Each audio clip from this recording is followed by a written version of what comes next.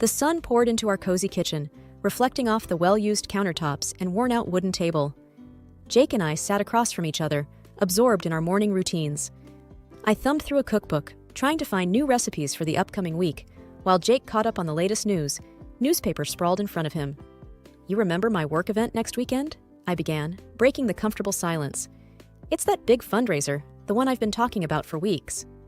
Jake, looking up with a thoughtful expression, responded, "Ah, the annual gala, right? With all your colleagues and their fancy dresses and tuxedos?" I chuckled. "Exactly that one.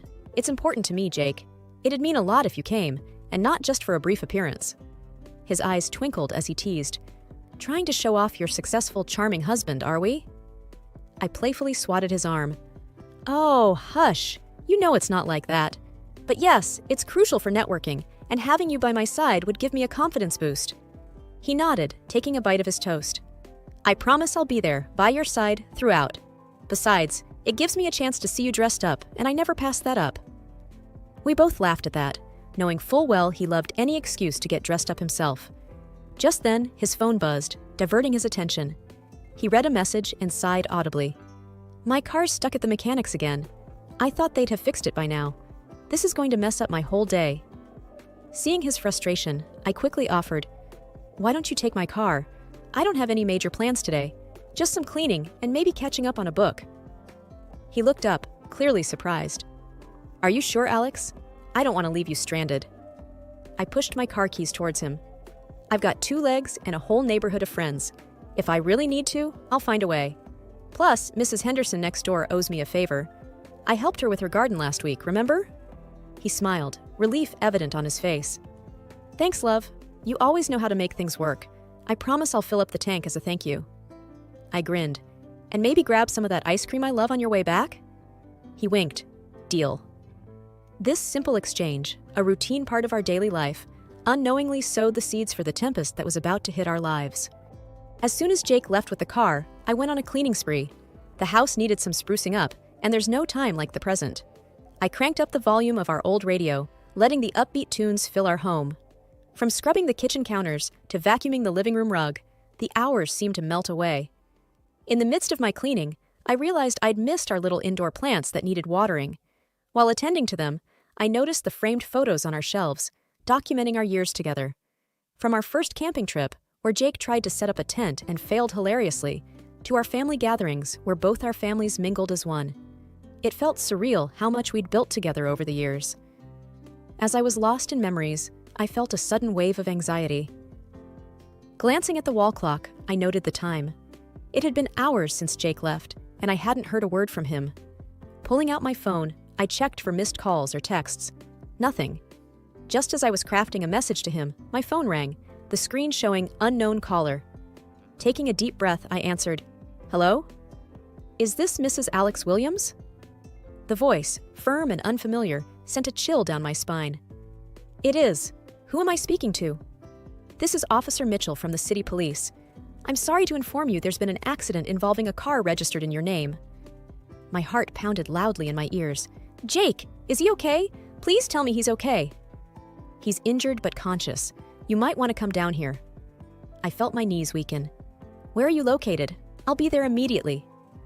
The officer provided the location, trying to assure me it wasn't the worst-case scenario, but it did little to calm my racing mind. On the verge of tears, I rushed outside, desperately searching for a quick way to get to the crash site. Mrs. Henderson, the elderly lady next door and one of the kindest souls I knew, saw my distress. "Alex? What's wrong, dear?" "Jake, accident. I need to get there," I blurted, the words coming out all jumbled. Mrs. Henderson didn't miss a beat. "My grandson's car is here. Take it. Go." "I can't thank you enough, Mrs. Henderson," I managed to say as she handed me the keys. "You bring that boy back safe and sound, and let me know if you need anything." I nodded, the weight of the situation hitting me as I headed towards the crash site, hoping and praying that everything would be all right. The accident scene was overwhelming. Traffic was diverted, emergency lights swirled, and curious onlookers whispered amongst themselves, their eyes locked on the site of the crash. As I parked and made my way towards the commotion, I tried to quell the panic that threatened to engulf me. A nearby officer noticed my distress. "Can I help you, ma'am?" My husband, Jake Williams, he was in the accident, I stammered. He guided me through the crowd to where Jake was. Seeing him with paramedics, a cut on his forehead and an arm in a sling, brought both relief and concern. He was okay, but he wasn't unscathed. Jake! I rushed to his side. He tried to smile, his face pale. Hey, Alex, looks worse than it feels. I gently touched his cheek. What happened? Before Jake could answer, a man approached, extending his hand. Hi, I'm Tom.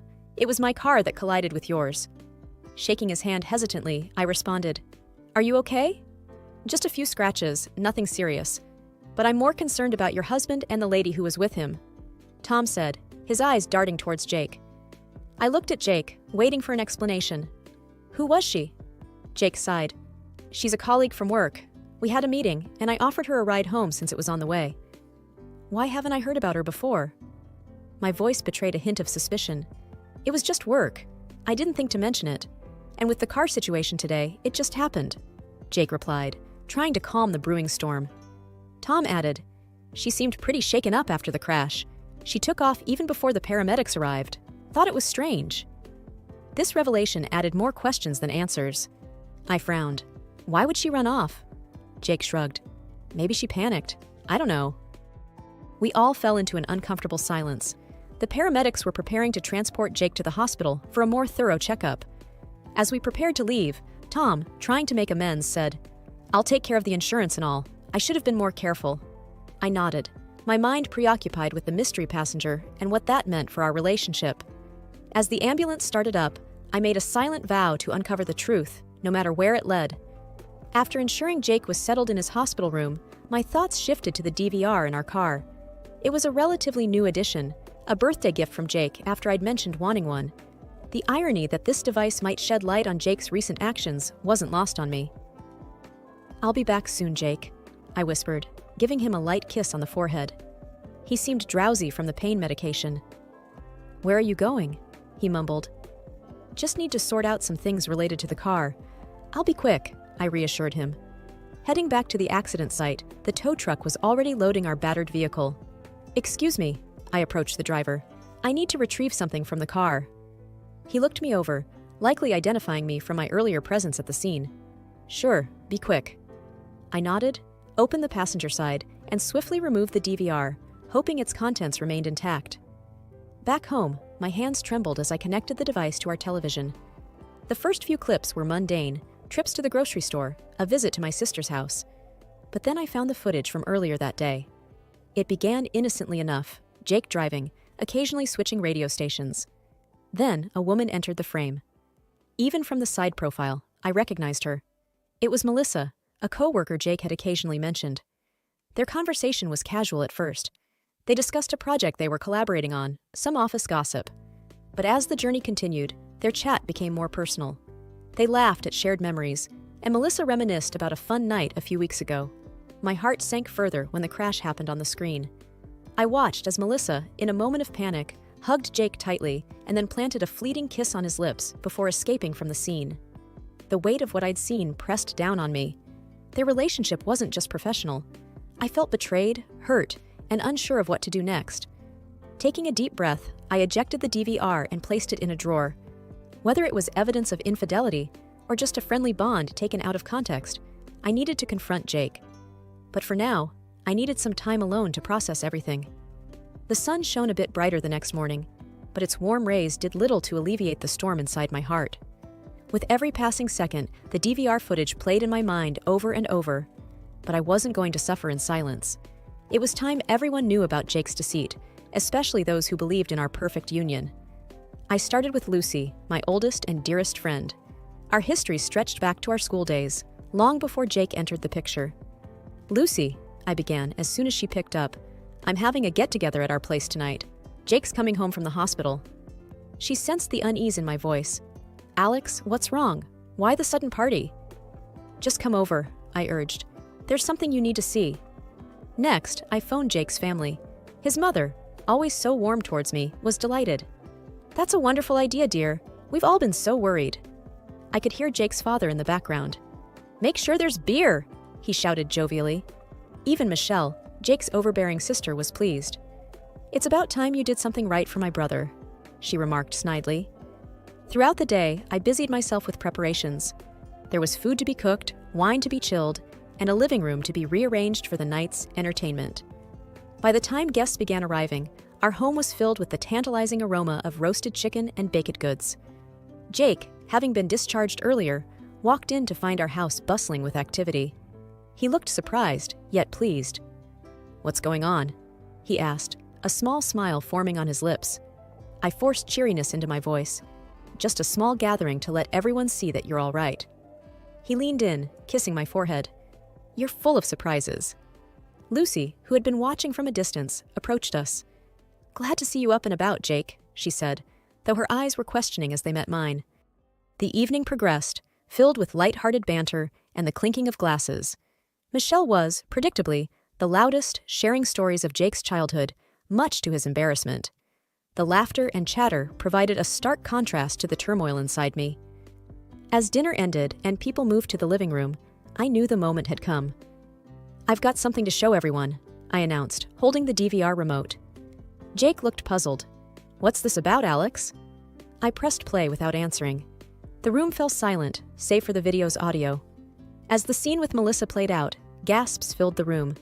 Jake's face turned ashen, realizing what was happening. As the video ended, Lucy broke the silence. "Alex, what was that?" Jake, flustered, tried to interject. "It's not what you think." The room was abuzz with whispers, and all eyes were on the two of us. The stage was set for Jake to finally explain himself. The weight of the truth descended heavily on the room, muffling the chatter that had once filled it with joyful noise. Stunned faces looked from the now silent screen to Jake, their expressions ranging from shock to disappointment. Lucy, forever the anchor in my life, was the first to voice her confusion, her eyes darting between Jake and me. "Alex, why would you show this? What's happening?" Jake, sensing the rising tide of questions and accusations, tried to take control of the narrative. "Listen, everyone, it's not what it seems. Melissa just needed a ride. The hug, the kiss, it was just in the heat of the moment after the crash." Michelle, eyebrows furrowed and usually so critical of me, looked distraught. "Jake, you're not making sense. First the rumors, and now this? Why would she even be with you in the first place?" He looked down, searching for words. "It was a work thing. We got close. But it wasn't serious. It was just a one-time thing." Jake's mother, Mrs. Anderson, a pillar of grace and kindness, looked shattered. "Oh, Jacob," she murmured, her voice tinged with disbelief. "This isn't like you. You and Alex, you were the ideal couple." His father, Mr. Anderson, a man of few words, had a deep frown etched on his face. "Son, you need to explain everything. This isn't just about you two anymore. It's about the family." Sarah, Jake's younger cousin, who had idolized him, looked close to tears. "Jake, why? Alex has been nothing but kind to all of us." Jake, increasingly desperate, replied, "I made a mistake. I don't know how it spiraled this far." Lucy tightened her grip on my hand. "Alex, I've known you both for years. You two were inseparable, the perfect team. Whatever this is, it needs to be dealt with." I took a deep breath. "I know, Lucy. I thought we were strong, that nothing could break us, but now, I don't know." Amid the murmurs and discussions, Michelle walked over, her demeanor softer. "Alex, I'm so sorry for the way I've treated you, and to think my brother was doing this, I was wrong about you." The room was thick with a mix of empathy, regret, and unanswered questions. It was evident that our relationship had changed in the eyes of everyone, and the path ahead would be an uphill one. After the eventful evening, the house was filled with an uncomfortable silence. Some relatives had decided to leave, wanting to avoid any more drama, while others stayed, trying to offer comfort, or simply too shocked to move. I retreated to our bedroom, wanting some time to myself, but Lucy followed. She sat next to me on the bed, placing an arm around my shoulders. "Alex, are you okay?" I sighed deeply. I thought I was prepared for whatever came next, but seeing everyone's reactions, it just made it all too real. Lucy hesitated, then said, "There's something else you should know." I looked at her, my heart racing. "What?" She took out her phone, opening Melissa's social media profile. There, in her recent uploads, was a picture of a hand with a very familiar watch. Lucy pointed. "I noticed this earlier. It's Jake's watch, right?" Tears welled up in my eyes. "Yes, that's his watch. I gave it to him on our 5th anniversary." Lucy continued. This photo was taken in your bedroom, Alex. Look at the background. It's your dressing table. I was taken aback. How could he? Bringing her into our home, our sanctuary? It's a violation. There was a soft knock on the door. Michelle peeked in, her face pale. May I come in? I nodded, still trying to process everything. Michelle hesitated. I saw the photo Lucy's talking about. It's unmistakable. I'm so sorry, Alex. I had no idea Jake was capable of this. I replied, Neither did I. Michelle looked down. I spoke to him downstairs. He's remorseful, to say the least, but I told him he needs to come clean about everything. Lucy, ever the protective friend, asked, Do you want to confront him? I took a deep breath. Yes, but not now. I need time to think, to process everything. Michelle nodded. Take all the time you need. Just know that I'm here for you. We all are. The weight of the entire situation hung heavily. My trust was shattered, but the support from those around me, especially from unexpected quarters, provided a small solace. The morning sun filtered through the sheer curtains, casting muted shadows across the ornate living room. Soft melodies from a forgotten radio played in the background, clashing dramatically with the tension that was almost palpable. I stood at the entrance for a moment, gathering my composure. Jake was already there, fidgeting nervously, while Lucy and Michelle whispered in hushed tones at a corner. The chandelier above shone brilliantly, illuminating the room, but failing to dispel the gloom. Drawing a deep breath, I broke the silence. Jake, I've had a restless night, but I need every single detail now. He looked up, his face pale, shadows underlining his guilt-ridden eyes. Alex, it's complicated, but you deserve to know. Lucy snorted derisively. Complicated? Cheating on your wife is complicated? Spare us the theatrics. Jake shot back, clearly agitated. Lucy, this is between me and Alex. Stay out of it. Michelle, always the peacemaker, stepped forward. We're all involved now, Jake, but let's keep this civil. I nodded. She's right. Start from the beginning, Jake. Rubbing his forehead, Jake began. A few months ago, with all the pressure at work, Melissa was the one person who understood what I was going through. We were just friends at first, but things spiraled out of control. Lucy, unable to contain her anger, exclaimed, And you thought bringing her to your home was a good idea? Where's your respect, Jake? Michelle sighed deeply. Lucy's right. That's just unforgivable.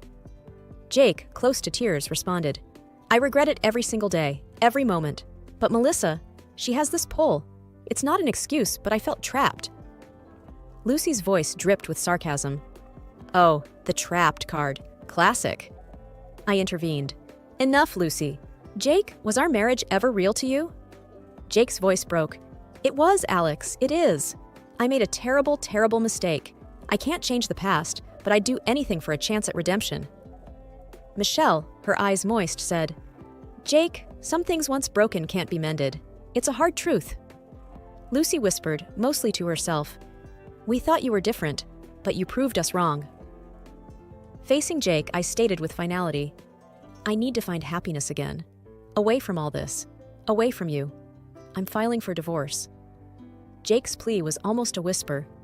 Alex, if there's even a shred of love left, please reconsider. But my mind was made up.